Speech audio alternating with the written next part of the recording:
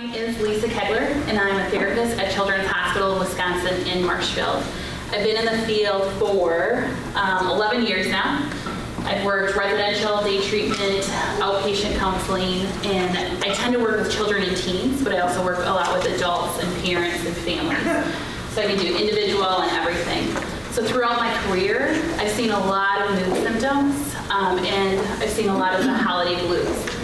In my opinion, I think it's more about holiday stress than blues. Everybody gets super, super busy as Christmas comes up, and we all feel that crunch. I'm seeing the nodding of the head, so you guys are probably already feeling it. Our lives tend to be really busy already, and then Christmas is coming, and then we have to think about sending out cards, we have to go shopping, we have all these get-togethers, we have to get the best present, have the best get-together. And all of that stress can really just take a toll on us. And I think we feel it personally and professionally. When I was preparing this presentation, I was just thinking about like different fields that really get stressful this time of year. Retail, you could not pay me enough money right now to work retail. Yeah. You know, and I think human services, working with people, we see it. We see the stress in people, and then it kind of lingers on us. So we're all kind of feeling that negative spillover effect from our jobs. And there's lots of other jobs with end of the year stuff, and people taking holidays. And sometimes, I don't know about you guys, but I feel like when I take that vacation time around the holidays, I need a vacation from my vacation. Because we try and squeeze in so much goodness when we're off, and then we come back, and then I have like a pile of paperwork or email jail that I'm fighting to get out of. So I appreciate the title of the holiday blues, but I feel like it's a little bit more about stress, and that stress can definitely come with a high cost and impact our moods and functioning a little bit. And typically in Wisconsin, all of us can start to feel a little bit more of the mood symptoms. Right now this year, we have been spoiled with the winter we've had. It's been wonderful! No complaints! It's been so great. I feel like it's been like springtime, and we're getting a little spoiled. But a couple years ago, we were not so spoiled. No. And we had that streak of negative degree weather where like the schools were closed, we were all freezing. That winter was probably one of the worst winters I've worked in the mental health field.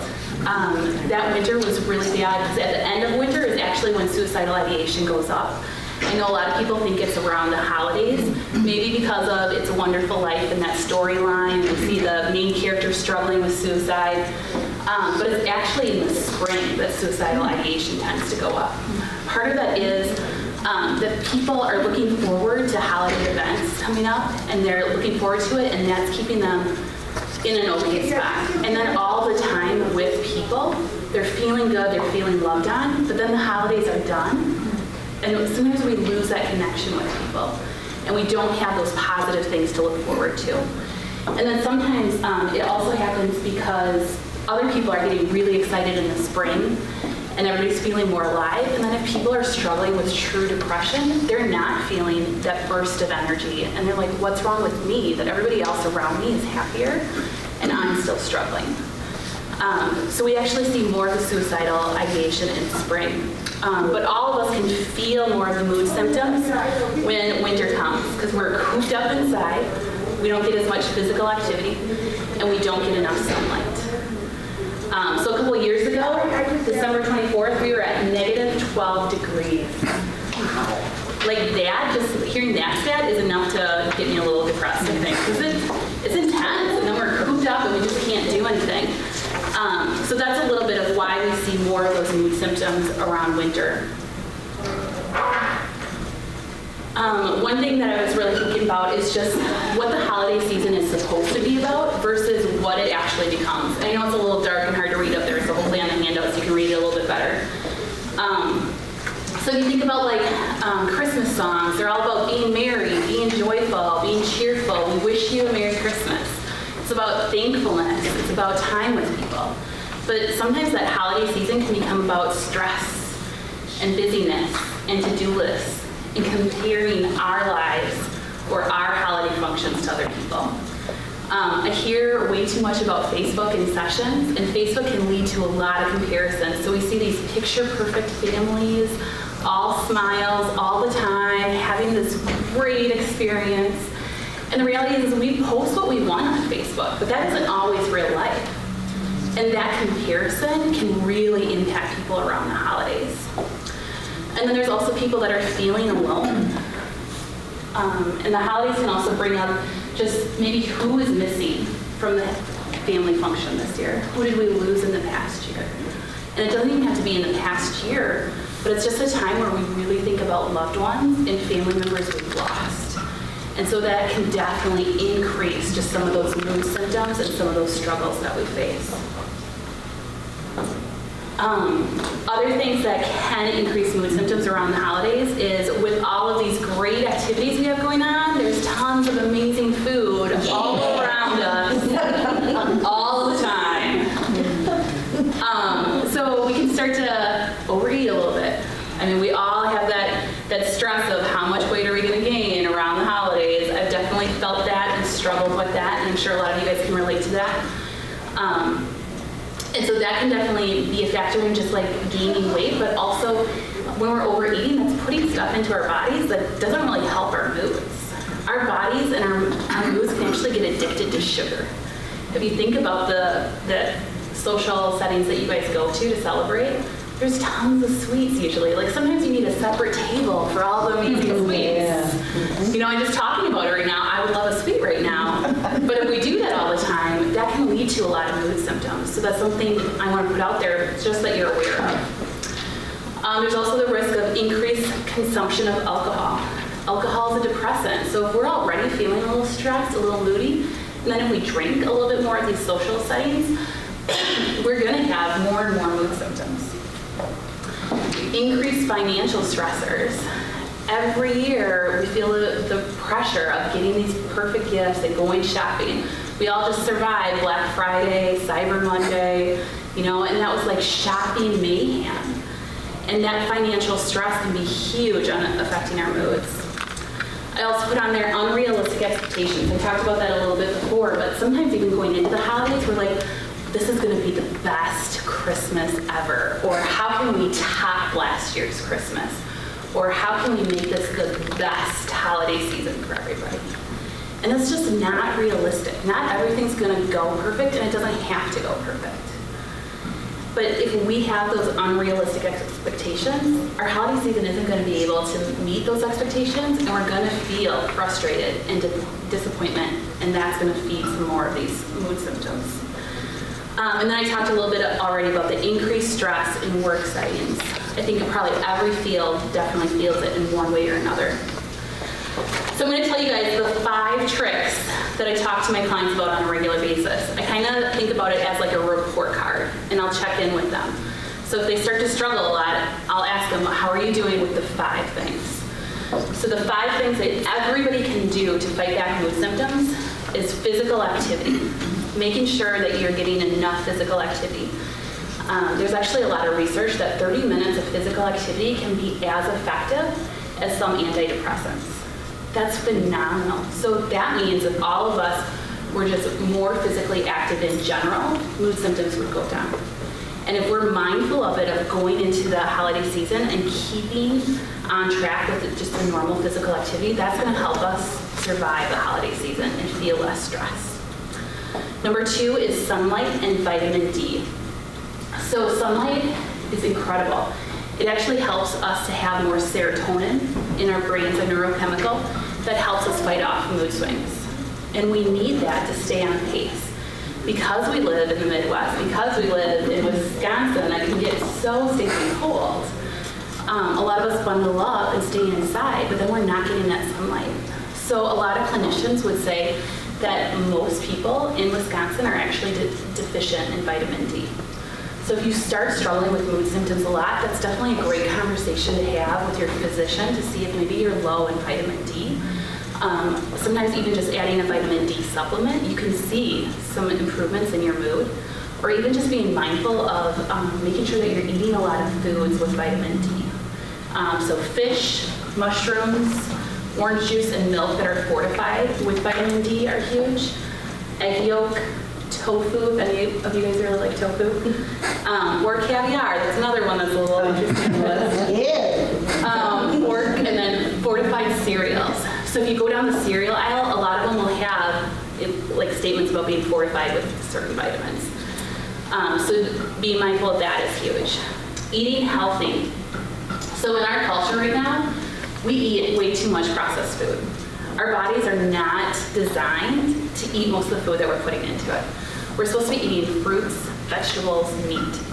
If we would focus more on getting those three in our life compared to the processed foods, we would definitely see a huge shift in moods. There's actually a lot of research about dyes in foods and how that affects mental health issues. And I already touched on a little bit about how sugar can affect mood symptoms. So just being mindful of what you're putting into your body. And sometimes we're just not mindful of it. We're all busy and we just eat on the go and we do what we need to keep functioning, kind of. But everything we're putting into our body is going to affect every area of our physical health. And not only just our physical health, but our mental health, because it leads to the neurochemicals that are in our brain that are affecting our moods. So just being really mindful of what you're putting into your body is huge too. The last two tricks are time with positive people and time doing positive activities. Now I know that these two kind of seem like common sense. Like, of course we want to spend time with positive people. Of course we want to do positive activities. But when we get busy, we forget to do these things sometimes. And sometimes around the holidays, we might have to be spending time with family or friends that maybe we don't really deem as positive people. So just being mindful of that, and if you're around people that might be draining you a little bit more, if they're not life-giving people, if you're not feeling positive after time with them, making sure then that you problem solve and get some more time with some other positive people. Because people can either fill you up or they can take from you. And you really need to be mindful of that. Yeah. And time doing positive activities. So all of us probably have a couple of those activities that just make us light up and feel on top of the world when we do it. You know, maybe it's crafts, maybe it's cookies, maybe you're an outdoors person, and even when we get tons of snow, you love being outside. So just making sure that you are aware of those activities that you can do to feel on top of the world so that you can be fighting off the mood symptoms and the stress. This slide is a little bit about just other coping skills. So I would say that the coping skills can be used as part of the positive activity time, but also just like when you're starting to feel that stress, making sure that your problem solving is needed. So just to go on one of my little soapboxes a little bit, everybody feels stress a little bit different. Some people can feel it in their stomach. They might get nauseous or their stomach just feels upset. Some people feel tension in their back. Some people can feel it start to like rise up or their heart starts racing. All of you guys should try and be aware of what happens to you when you start to feel stressed and to cue into those physical signs, because as soon as you start feeling the stress, you should be using these coping skills to get that stress lower. And sometimes in our culture, we just ignore that stress and we keep plugging along, keep pushing through. But it's really unhealthy for us to do that. So when you start feeling those signs, those cues, it's really your body's way of saying, Mayday, Mayday, we have a problem. And you gotta listen to it and use some coping skills and get in a better place. So these are just a list of some of the common coping skills that I'll talk to clients about. Making sure that you just take a break. Just sit there for 5 minutes. Just take some deep breaths. Just be. And I think even me saying that out loud, like that's like a foreign concept in our culture because we're so on the go, gotta get this done. But it's okay to take 5 minutes for yourself because if you take that time, you're gonna be more productive throughout your day, at work, and at home. You gotta take care of yourself to be good for anybody else. Journaling. So everybody has different thoughts about journaling. I know a lot of times when I talk to teenagers about journaling, they kind of like roll their eyes at me. But journaling doesn't have to be sitting there writing like a full page out of your deepest, most intimate thoughts. It could be like just a bullet list of thoughts that you just need to get out on paper so that you can focus on what you need to. I know a lot of times when I journal, it kind of turns more into like doodling and art and just kind of explodes. So it's really whatever fits best for you for journaling. Even journaling could be like writing to somebody. You know, sometimes as we get stressed, there's more conflict that'll pop up. So maybe journaling out what you'd want to say to that person, and not saying you would give the letter to them. You could rip it up afterwards, but sometimes just getting all that stress out can be really helpful too. Some people are really into drawing and artsy. I know some of us are not creative in the room.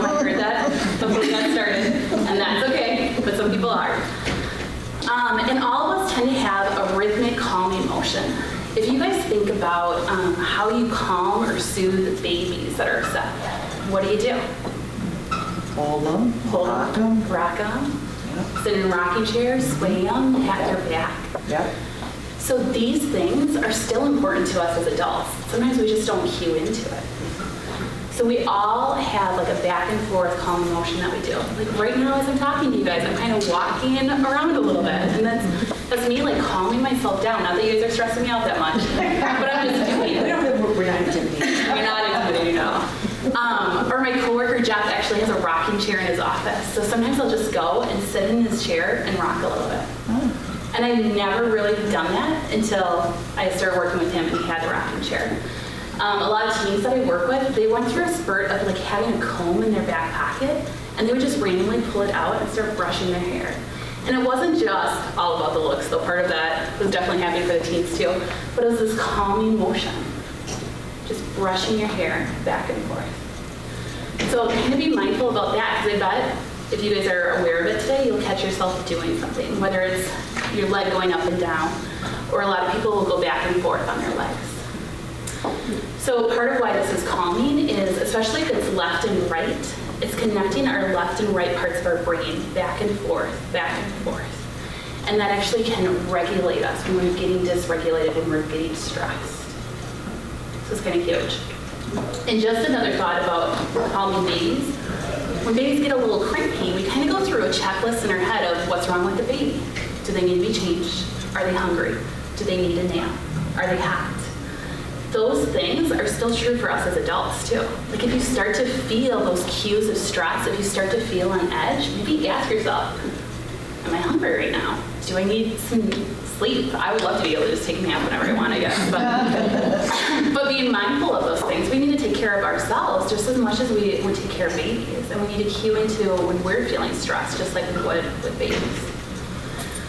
And not only mindful of ourselves, but mindful of the people around us. You guys probably all know those people around you that might get a little hangry.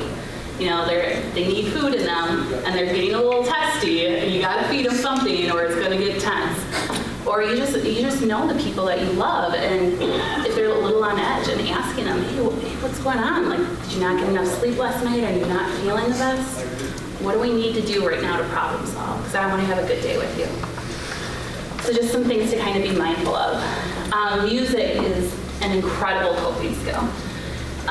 So this is one that I talk to a lot about with teens again too, and just being mindful of you want to listen to music that helps your moods and doesn't feed the moods. So if you're really depressed, listening to really slow, depressing music, not the best idea. Yeah, or whiny songs. Oh. Yeah. Or I really struggle with like angry, heavy metal music, but sometimes there's just certain people that really love that music, and it doesn't like feed their moods, it really helps them. But knowing how the music affects you will help you to figure out what kind of music should I listen to if I'm crabby.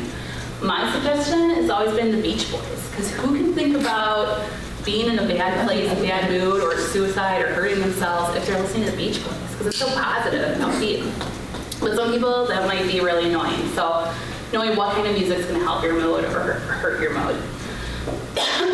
Safe place is another coping skill on there. So sometimes with clients, I'll just identify like, where can you go to just feel okay? So I have clients that sometimes will just like go and sit in their closet to calm down for a little bit. Or they have a certain room in the house. Or sometimes for adult men, they have like a man cave that they go into.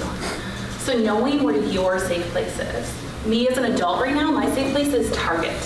There are just some days that I need to just go to Target for a little fix, and I feel like the world is good again.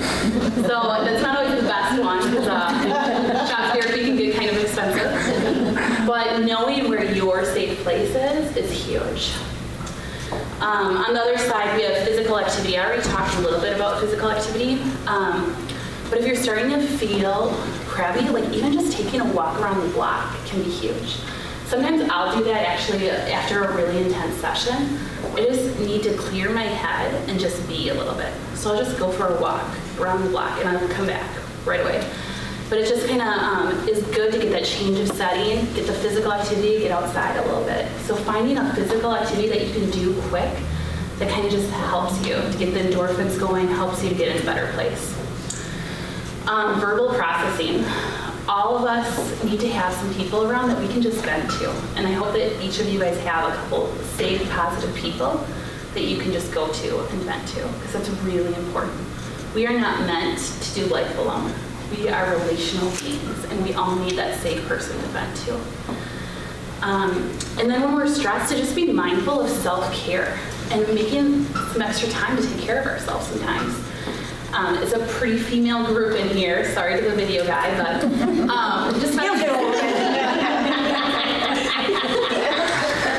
some time pampering yourself, painting your nails, taking a bath, taking that extra time to put some makeup on or do your hair nice. Like us as women, we feel on top of the world when we get that time sometimes, and just being mindful of that. And sometimes that self-care stuff is the first thing to go when life gets busy. We'll just get ready in 10 minutes and out the door we go. But if we take that time, that's going to help us to have better days and fight off those mood symptoms too. Yoga is on there. So I know that I have physical activity listed, but I wanted to list yoga specifically because there's so much research on how healing yoga can be for our brains. A lot of my work has actually been with kids with trauma, and there's a lot of research on how healing it is for them. But if people are struggling with anxiety or depressive symptoms, doing yoga can make a huge difference. There's this great app if you have a smartphone called Sworkit, and there's probably tons of different yoga apps, but this one is really great because you can just put in how many minutes you have, and it'll just walk you through some poses. And so that'd be a really simple thing that you can do if you can't go for a walk around the block. Just sit in your office, close the door, do 10-15 minutes of yoga. And it's just stretching and calming and mindfulness. And another great way to get those endorphins going. Mindfulness activities are huge. So I really struggle with mindfulness activities because my brain is just always going. So even in grad school when I was being taught how to do mindfulness, my mind was just always going, so I really struggle with this, but there's some people that really love mindfulness activities. So you can even just Google mindfulness and tons of different things will pop up. One example of a mindfulness activity is to just sit in a room and just be aware of your surroundings and kind of go through the 5 senses. So what is something that you see? What is something that you hear? What is something that you can feel right now? And it's just amazing how aware you become when you just take that time. Oh, and it looks like maybe there's mindfulness going on right now. Oh, that was good. And then hobbies, being aware again of those things that make you feel on top of the world.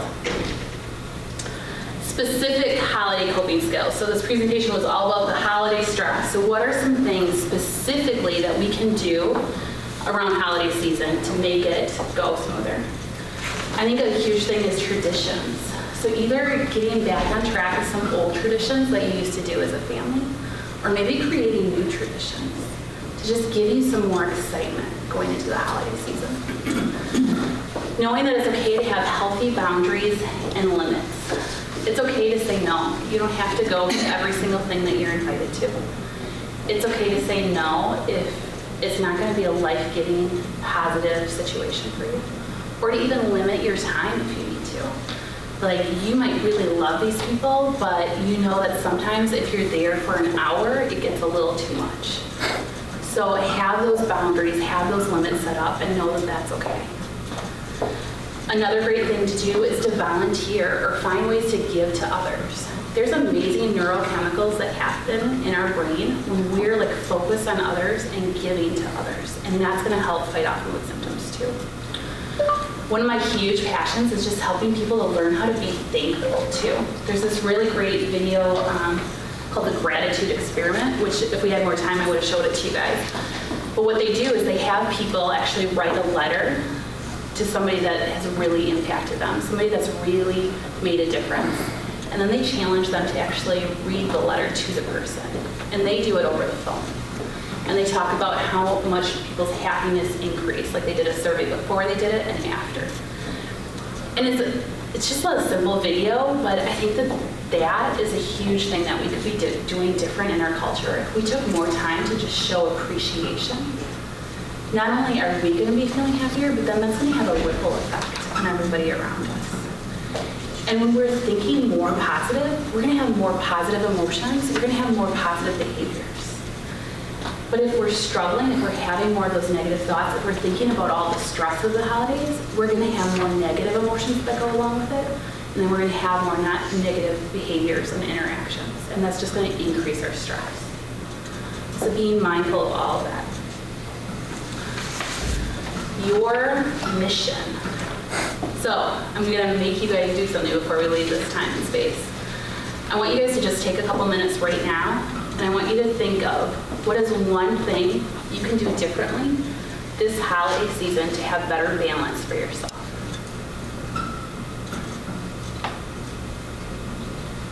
And then I want you to think of one thing you can do to enjoy this holiday season more, so that you would be just a little bit happier. And then I think part of how I'm wired is I don't want to just learn about stuff myself, but I want it to impact other people around me. I want it to have a ripple effect. So I want you to think of one thing you can do to help someone around you to enjoy the holiday season more. Maybe it's somebody that you know just struggles around the holidays. Maybe it's somebody that you know had a really rough year or lost a loved one this year. Maybe it's somebody you know that's just struggling that could just use a batch of cookies brought over to them, and that would make a difference. Okay, so I'm going to give you a couple minutes to just think about that, maybe write it down for yourself, and then I'll open it up for any questions. I think when I prepared this presentation, it definitely is a lot of generals, but sometimes, again, like we just get busy and we forget this stuff. So I know that none of the stuff is mind-shattering, life-changing things, but hopefully some of it is good reminders and good things to just be thinking about as the holiday season approaches. Anything from anybody? I have not necessarily a question, but when you talked about being around positive people, but you also talked about reaching out and, giving back to people who might feel down. So how do you find that balance of being around those people who need you as the lifter, and yet being around positive people that can lift you up too? Yeah, no, that's good. I'm guessing that's something that all of us probably struggle with at certain points. So one thing I was going to include in here and I didn't is that some of us are wired as introverts and some of us are wired as extroverts. And I think there's a lot of misunderstanding about introvert and extrovert. It isn't extroverts are those people that are always outgoing, loving people time, but it's how you recharge. So if you think at the end of a long day or the end of a long week, what do you do to recharge? Do you like being around people, or do you need that time for yourself? Because that's really the true definition of introvert and extrovert. And I think knowing how you're wired is part of balancing this. Because I think the older I get, and I don't know if this would be something I could research. You ain't old, honey. But I think the older I get, the more introverted I get. And I can start to feel it. Like when I went through those stress cues of how we all feel stress a little bit different, I feel the stress after I'm with people all the time. And that's my cue of I need some alone time. And for me, I just kind of, I start to feel a little more on edge, in all honesty. And I just start to feel more tired, and I know that I need that time. So being aware again of those cues and what you're feeling, I think are going to help you to balance that. I know that I've had to just learn how to say no. I'm with people back to back to back to back most of my day. And that can be a lot, and it's a lot of pouring into people, and I love what I do. Like, I can't imagine doing anything else besides being a counselor. But I know because of what I do, I really need to be mindful of taking time for myself and having really healthy, positive, life-giving people around me. Because I can't pour out all the time. None of us are wired to be pouring out and giving all the time.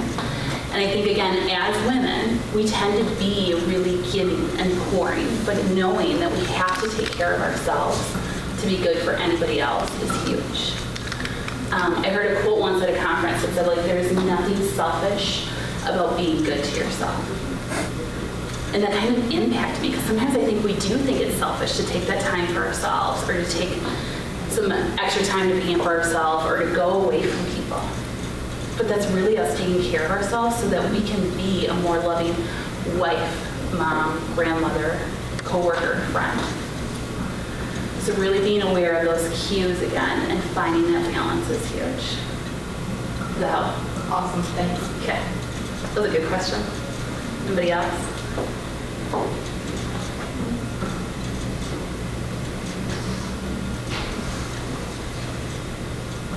Okay.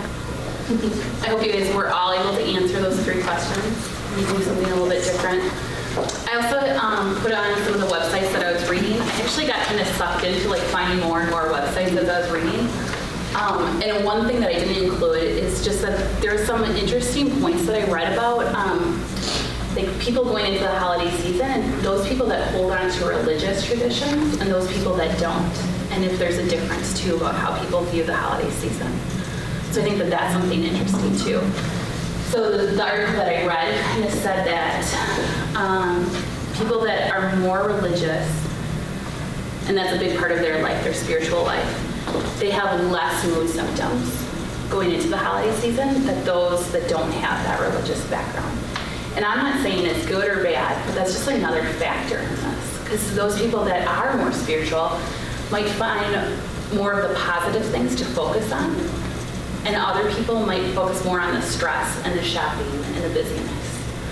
So that's just another food for thought, I guess, and maybe challenging you to think about like, what does this holiday season mean to me, and what do I want it to be about this year for myself and my family. So those are the final thoughts for you guys.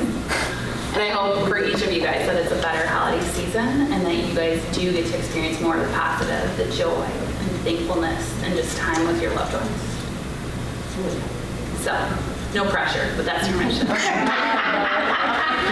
Thank you guys so much for coming in.